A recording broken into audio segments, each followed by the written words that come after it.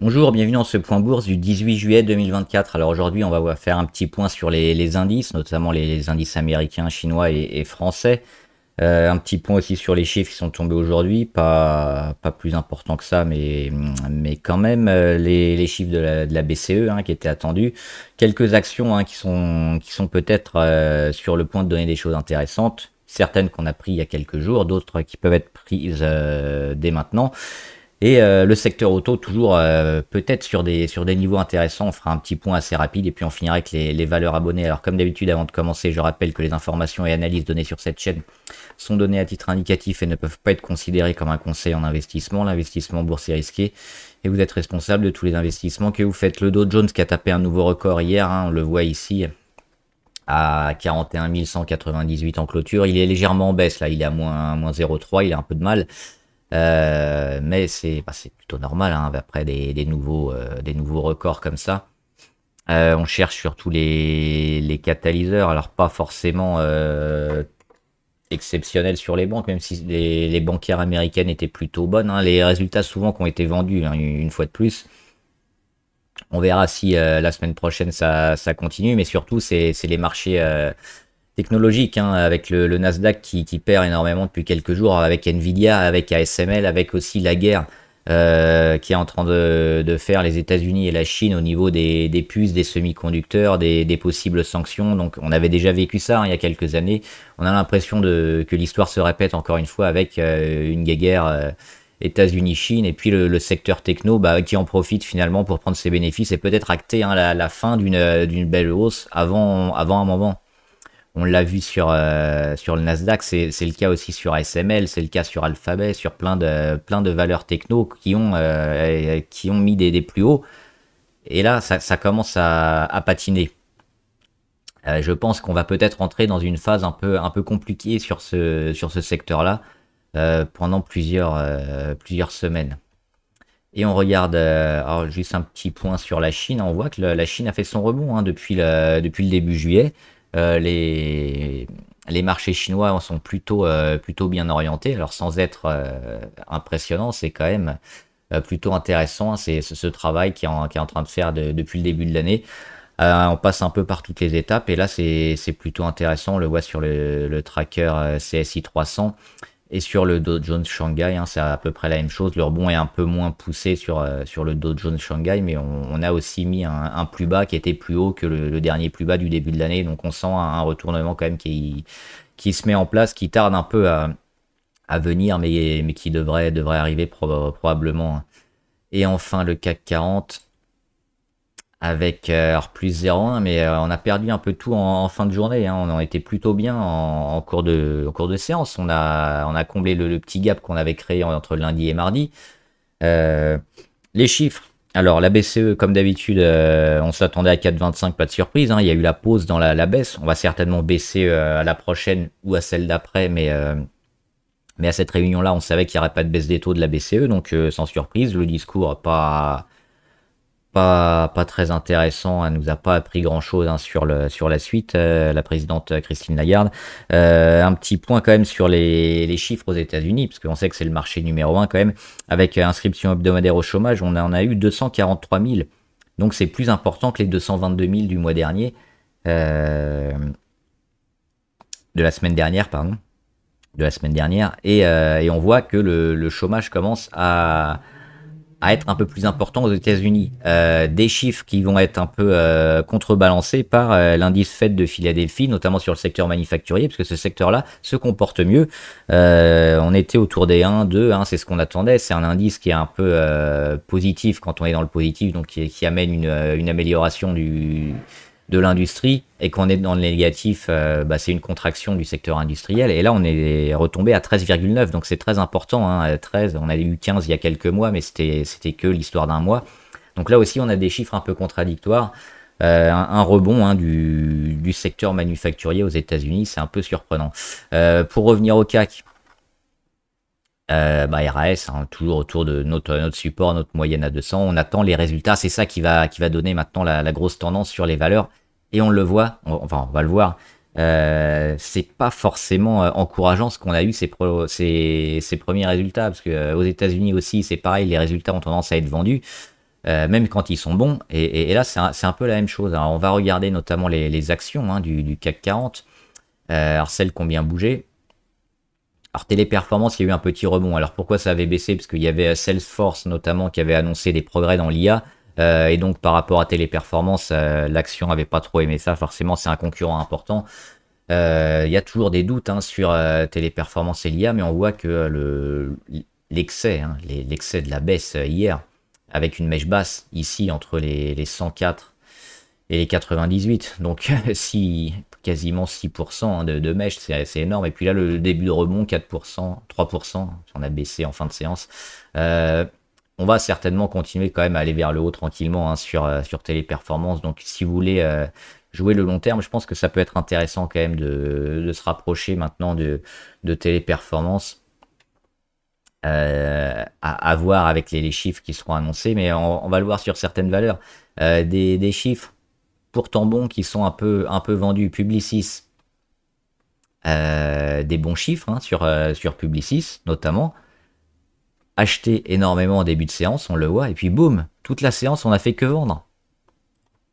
On ouvre à plus 8,5, nouveau plus haut historique, n'a jamais été aussi haut, et pendant la séance, qu'est-ce qu'on fait? On bazarde tout, et on finit, alors on a toujours notre gap, mais le gap qui était énorme, il est minuscule, hein, parce qu'on n'a même pas 2% de gap restant. Quand on voit quand même ce gros chandelier rouge là, moi j'aime pas ça, hein, je trouve ça négatif, même s'il y a eu un gap haussier qui est pour l'instant tenu, il faut voir quand même la force du gap. Et puis là, on revenait sur les plus hauts, hein, sur les 104 finalement, qui n'ont pas tenu. Donc pour moi, c'est plutôt un signal négatif. C'est dommage parce que si on maintenait un gap important, qu'on se rapprochait des 104, qu'on tenait un peu, même si c'était en partie vendu, ça aurait pu être bon. Mais là, et pourtant oui, les résultats sur Publicis sont bons, hein, aussi bien, voire mieux qu'attendu. C'est vendu. Donc c'est pas forcément rassurant pour la suite hein, sur tous les marchés. Et enfin, je voulais voir, et Silor, forcément, ils sont où? Alors, ils finissent que à 50%, ils ont explosé. Hein. Alors, hier, il y a eu l'acquisition de Suprême pour 1,5 milliard, peut-être un peu cher, hein, c'est ça le souci.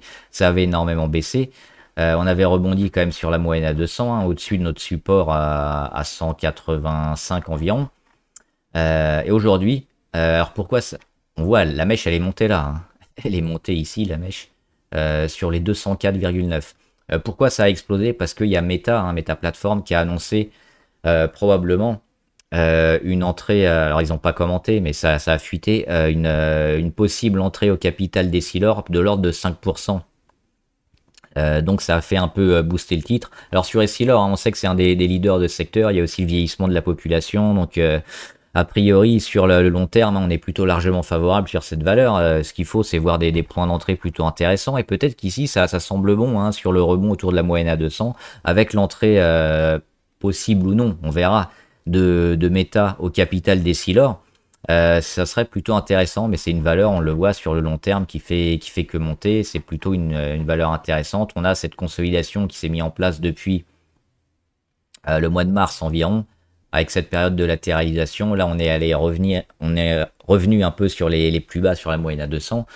Ça ressemble à une opportunité d'achat pour ceux qui veulent jouer le moyen long terme hein, sur Essilor et se placer maintenant hein, sous les 200 euros. C'est plutôt largement favorable.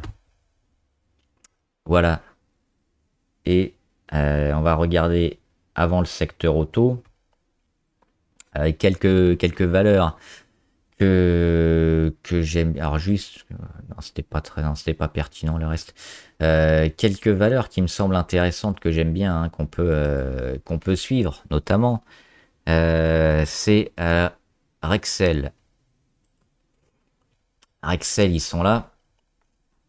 On le voit hein, dans un canal haussier long terme largement favorable. Et puis on avait fait une petite poussée, on avait parlé il y a quelques semaines là, au mois d'avril-mai. Et cette poussée, bah, elle a consolidé pour revenir sur le support à 24,68. Et on le voit casser l'oblique court terme. Donc là on est bien revenu hein, au-dessus. Et puis là on est en train d'accumuler. On accumule au-dessus de la correction, au-dessus de toutes les moyennes qui sont haussières. toujours dans notre canal haussier sur Excel. Donc Excel, c'est l'électrification, hein. On sait qu'on a des besoins en électrification qui sont super importants, donc le marché est énorme. Il y a un peu de VAD, hein. Il y a un peu de vente à découvert sur Excel, on est aux alentours de 4%, mais a priori, c'est pas quelque chose de nouveau et qui est en train de prendre plus d'importance que ça. Donc moi j'aime bien, hein, ce point d'entrée, cette cassure. Cette cassure d'oblique et déjà cette grosse résistance à 24,68, hein, échec, échec, échec, échec, on la casse, on fait le breakout, on fait le pullback sur le niveau du support, et ensuite on casse la petite correction court terme, et puis on accumule au-dessus des 24,68. Donc pour moi c'est un bon niveau, parce que ça va faire quoi? Logiquement ce qu'on attend c'est ça, hein, c'est une accumulation, et puis un retour, hop, par là, vers les plus hauts, pour finalement suivre la tendance. Donc Rexel plutôt intéressant, il y a aussi Ipsen, avec un I. Ils sont là. Ipsen que je trouve intéressant. C'est un peu pareil, hein, Ipsen. On avait cette résistance ici à 109, et puis le breakout qui a été lancé au mois d'avril, hein, des 109 pour aller frôler la résistance à 129. On s'est arrêté à 126. Ensuite, on fait le pullback, hein, la consolidation. Bah, on l'a fait où? Bah, sur le support et la moyenne à 200, c'est le même niveau, hein, c'est sur les 109. On a cette zone-là, hein, avec la mèche basse sur Ipsen. Je ne sais pas si j'en avais parlé dernièrement. La petite phase ici de conso court terme qu'on vient casser, et donc le début d'un peu d'accumulation au-dessus du support qu'on peut avoir aussi sur Rexel. Bah, c'est un peu la même chose sur Ipsen, hein, qui est dans le secteur de la santé, et qui a pas mal de gros, hein, ou de petits groupes pharmaceutiques, hein. Ils travaillent ensemble et il y a des royalties qui vont tomber. Donc Ipsen, il devrait pouvoir aussi avoir une belle année, hein, je pense. On était déjà plutôt favorable dernièrement, hein, quand on les suivait ici en début d'année. À suivre donc. Et puis on a cet oblique là, cet oblique un peu long terme, qu'on est revenu bien travailler. On le voit en fin décembre 2023, janvier, février 2024, qu'on a plus ou moins tenu. Un peu enfoncé, on revient dessus, hein. C'est plutôt un point d'investissement intéressant aussi. Donc Ipsen à suivre. Il y a également Viridien, avait parlé dernièrement. Viridien, c'est l'ex-CGG, qui me semble aussi super intéressant. On a cet oblique long terme ici, alors c'est un peu spéculatif parce qu'on n'est qu'à 50 centimes, mais on le voit, hein, l'oblique long terme, tentative de sortie à l'été 2023, et puis finalement une sortie ici au mois de mai 2024. On revient frôler, même revenir un peu dans la figure, mais finalement on reste pas trop, parce qu'on la recasse à nouveau. On fait une petite phase de congestion là entre les deux obliques blanches, phase de congestion duquel on sort un peu aujourd'hui. Alors hier il y a eu une belle journée, aujourd'hui on sort, on est au-dessus des Bollinger, on est au-dessus de tout.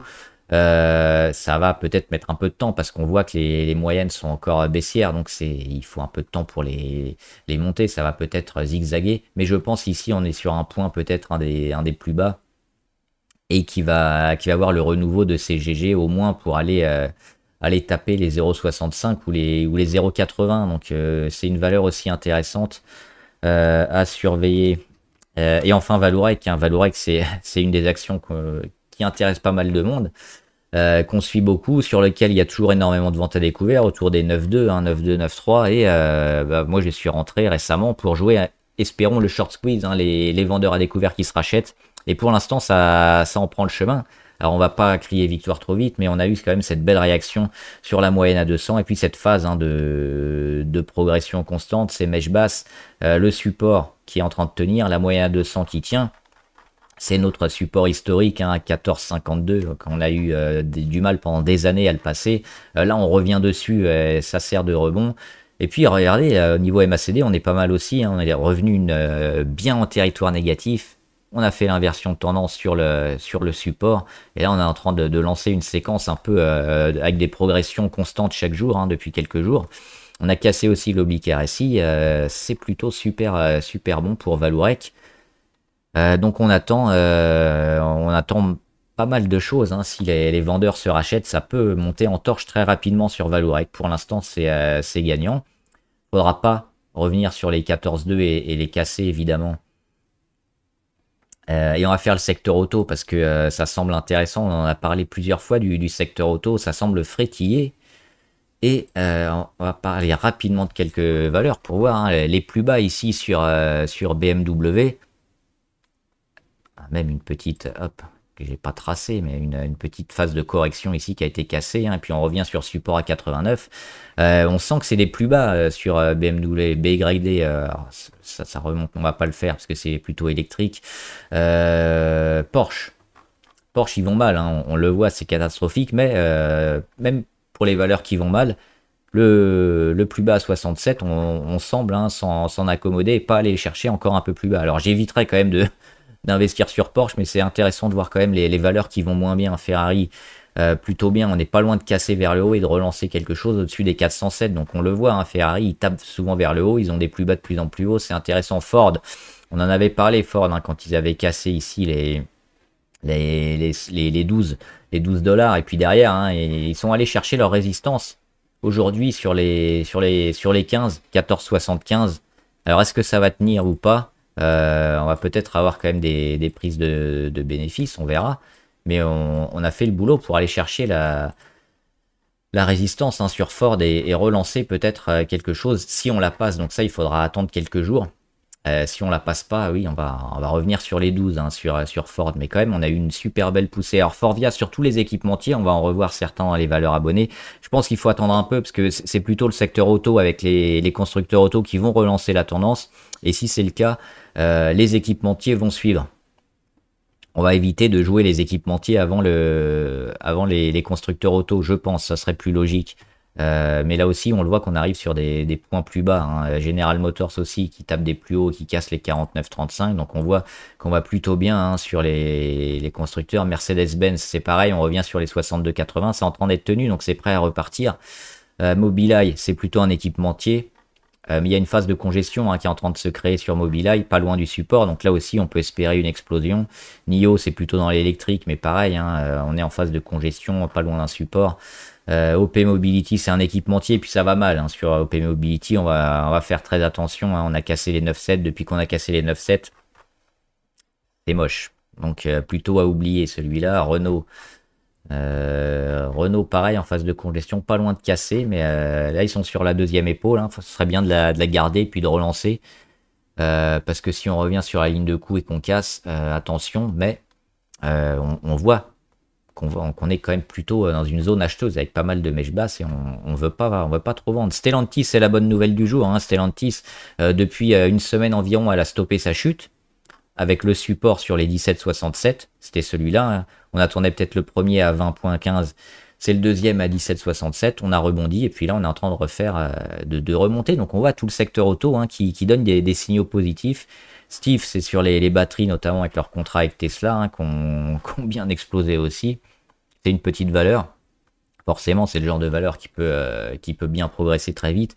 Les pullbacks seront aussi importants. Il ne faudra pas pleurer quand ça viendra redescendre fortement, parce que ça va arriver. Mais si on joue le long terme, c'est des mouvements qu'on est prêt à supporter. Tesla, je me suis trompé hein, sur les résultats, c'est la semaine prochaine, c'est le 23, je crois. Je ne sais pas pourquoi j'avais noté cette date-là.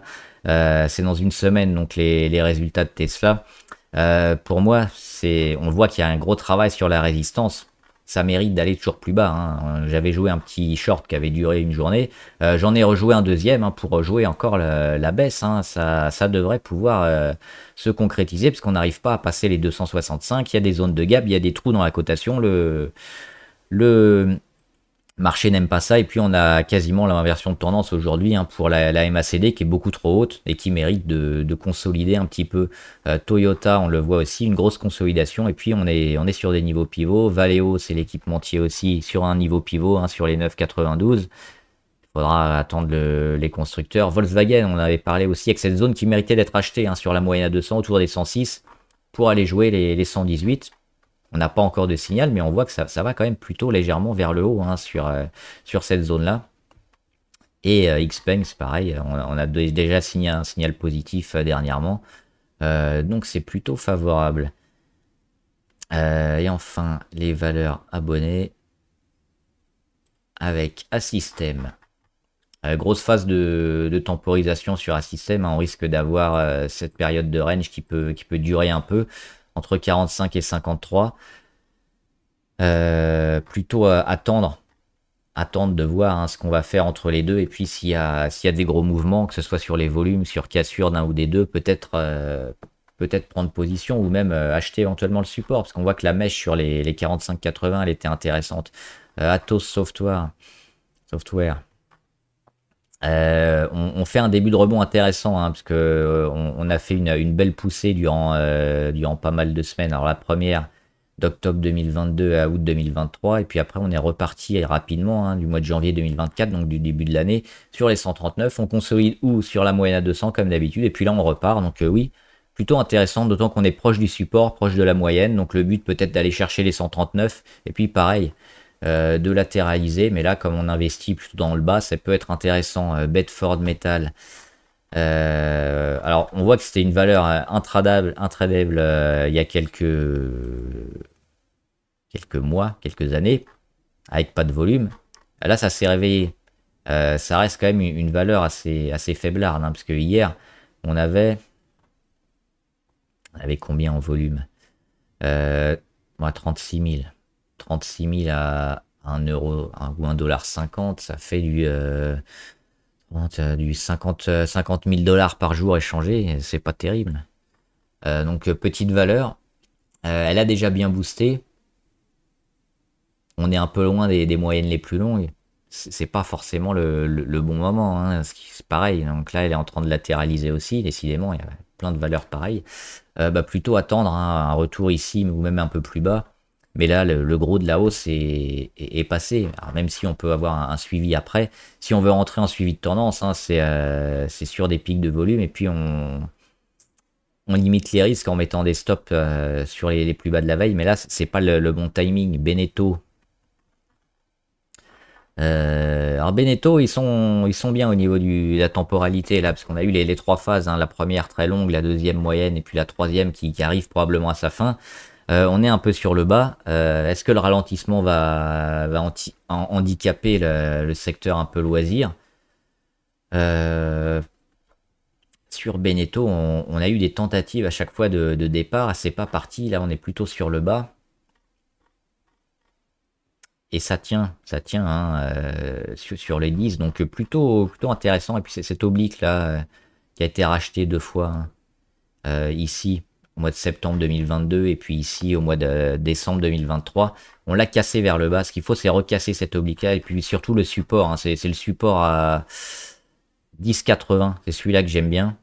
Se remettre au-dessus de 10,80 et puis là on peut peut-être jouer peut-être le départ avec un stop sur les 18 ou un petit peu en dessous des 10,80. Mais tant qu'on est en dessous, ça me semble un peu risqué. Carnival, c'est pas mal Carnival, hein, c'est une belle figure avec des zones d'investissement ici sur l'oblique qui sont rachetées continuellement. Donc c'est éventuellement ça qu'on peut jouer, qu'on peut acheter quand on reviendra peut-être ici sur les 15,9. Vendre, hein, sur les plus hauts. Et puis il y a peut-être un jour où on va le casser. Donc ici acheter. Là, vendre ou mettre des stops parce que potentiellement on peut casser. Mais il y a un moment où ce genre de choses va casser. Donc là, oui, c'est une belle figure. C'est plutôt intéressant. Maintenant, il faut timer un peu le marché et peut-être ici sur une zone support ou alors lors d'une cassure franche des 19,55 Clariane. Alors il y a eu, alors c'était pas le 5, c'était le 12 juin, j'ai vu l'augmentation de capital. Mais je pense qu'on va encore descendre un peu parce qu'il y a eu des droits préférentiels de souscription autour de 1,10 € ou 1,11 €. Donc ça nous met ici. Généralement, on va se rapprocher, hein, du cours des DPS. Donc je pense que le cours risque de baisser encore pour se rapprocher des indices avant peut-être de se retourner. Donc moi j'éviterais d'investir sur Clariane trop tôt. Et je verrai encore le cours être un petit peu dilué fortement. Continental.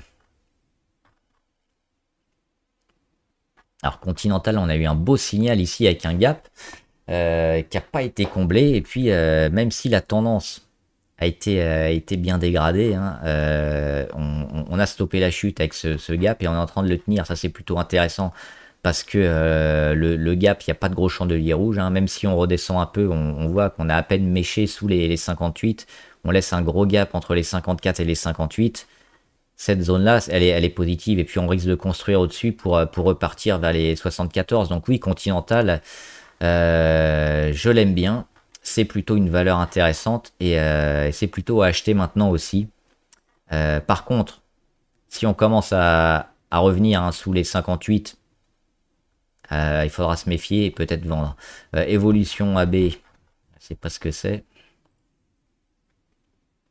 Voyage et loisirs.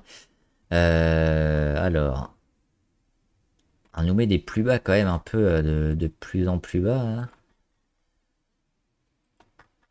Les plus hauts aussi, les plus hauts ça s'améliore, hein.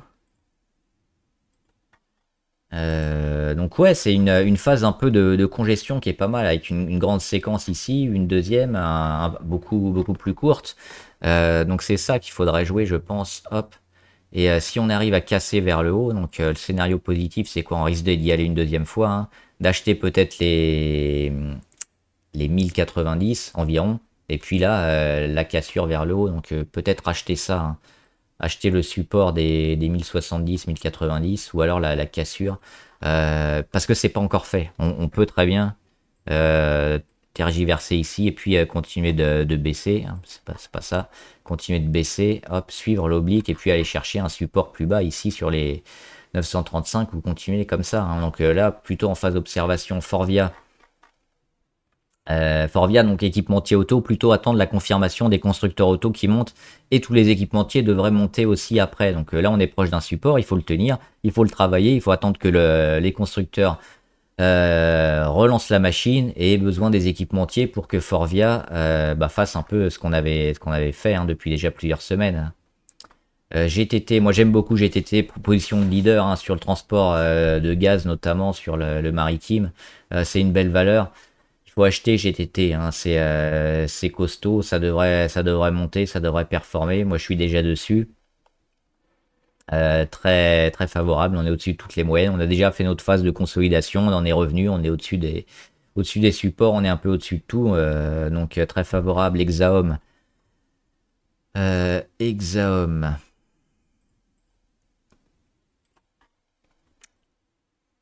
On a des rachats ici sur support, hein, intéressants. Donc c'est le support à 17,85 qui peut vraiment servir de bonne zone d'achat. Ça a fonctionné 3 fois, on le voit. Derrière, hop. Derrière, c'est pas encore relancé, hein, ça s'est pas encore relancé à l'achat. On est un peu entre deux, donc ouais, moi j'achèterais plutôt les 17,85. Euh, et on voit quand même un beau retournement qui est en train de se passer. Peut-être attendre des volumes aussi, parce que là les volumes sont assez faiblards. Il y a des pics, mais peut-être attendre des gros volumes d'investisseurs. Hoffman, ils sont intéressants. Alors malheureusement, les fondamentaux sont moyens sur Hoffman. On pouvait attendre peut-être un peu mieux. On continue de perdre de l'argent, mais la technologie est intéressante. La technologie est leader. On a besoin aussi de ciment avec des émissions bas carbone. Donc Hoffman, ils ont pas mal de contrats. Ils sont en train de se développer. C'est une petite valeur, mais qui pourrait s'agrandir très vite. On peut rêver aussi à une OPA, hein, pourquoi pas, parce que on l'a dit, petite valeur. Qui dit petite valeur qui marche dit OPA. Alors pour l'instant, ils perdent de l'argent, mais a priori, s'ils arrivent à se développer avec les contrats, hein, bas carbone qui sont un peu obligatoires maintenant partout, ça devrait exploser. Donc plutôt intéressant Hoffman. Et niveau technique, on a cette phase de retournement qu'on voit bien, hein, qui est en train de se passer. Les volumes, alors des volumes faibles, mais par rapport à la valeur, on le voit, des pics de volume intéressants. Et surtout, les 8,88, la moyenne à 200, qui sont rachetés. Donc il y a des supports ici largement rachetés. On voit dans l'ellipse, hein, janvier 2024, mars 2024, avril 2024, juin 2024. Et puis la moyenne à 200 qui commence à monter, qui a racheté. Et puis dernièrement, les mèches. On mèche tout le temps. Et puis c'est racheté, hein, durant la séance. La phase de congestion, consolidation, hein, qui est en train de casser vers le haut. Donc là aussi, plutôt positif. L'objectif sur Hoffman, c'est de revenir une nouvelle fois ici, hein, sur les 12,5. On le voit, hein, on va un peu, on a des mouvements un peu excessifs, mais finalement la tendance elle est ici, hein, la tendance elle est à la hausse, plutôt conséquente et plutôt suivie. Donc oui, là c'est une bonne zone d'achat sur Hoffman, je pense. Et puis on aura peut-être une bonne surprise avec éventuellement une OPA. Pourquoi pas? Lufthansa, c'est moche. Ça fait que descendre. On n'a pas de niveau support à part les. Ah, il est mal placé. Hop. À part les 5. Je sais pas en quoi c'est, Lufthansa, c'est en euros. Donc a priori, hein, tant qu'on revient pas sur les 5 ou qu'on casse pas un peu et qu'on revient autour des 6, pour l'instant c'est baissier Lufthansa, donc il faut éviter. Le Nasdaq, bah, on en a parlé en début de vidéo, malheureusement, hein, il y a le secteur des semi-conducteurs, il y a Nvidia, il y a un peu tout, qui a consolidé, qui a pris des bénéfices, donc à court terme, peut-être retour ici sur les 18. C'est toujours intéressant, hein, il y a toujours l'IA qui va fonctionner, mais c'est par période, il va peut-être y avoir des cycles aussi, et puis des rotations. Et là, il me semble que la tech peut avoir un peu de mal ces prochaines semaines ou ces prochains mois. Donc moi, je ferai attention sur tout ce qui est tech. Nexity, on revient proche du support, hein, mais là aussi on le voit, ça va mettre du temps.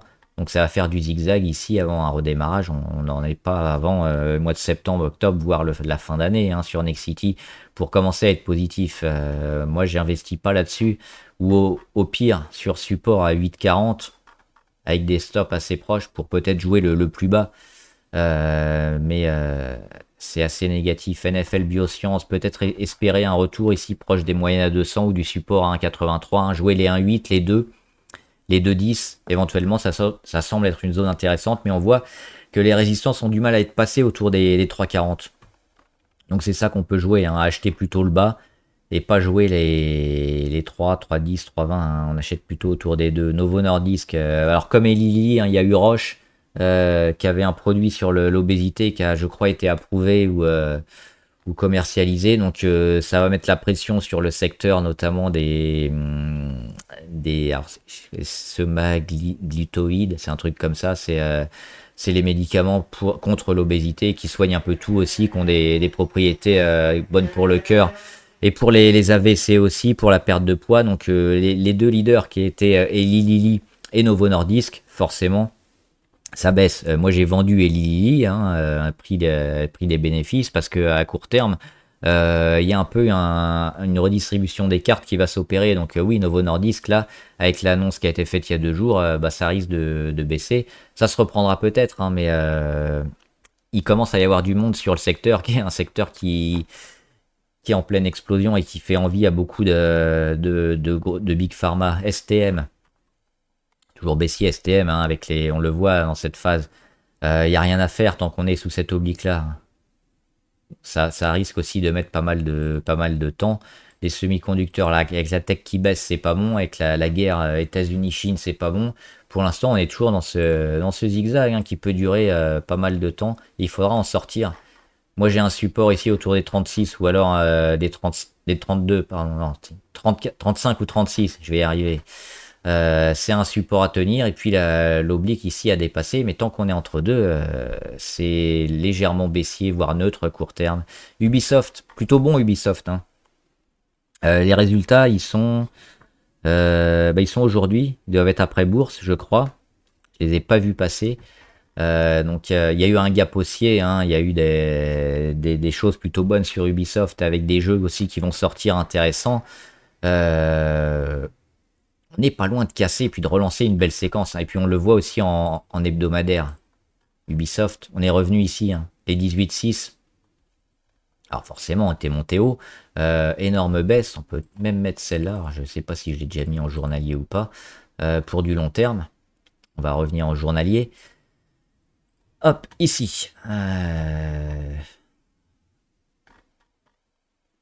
Donc voilà, les 18,6, hein, c'est un support qui a fonctionné. Et puis derrière, on voit qu'on est en train de congestionner un peu.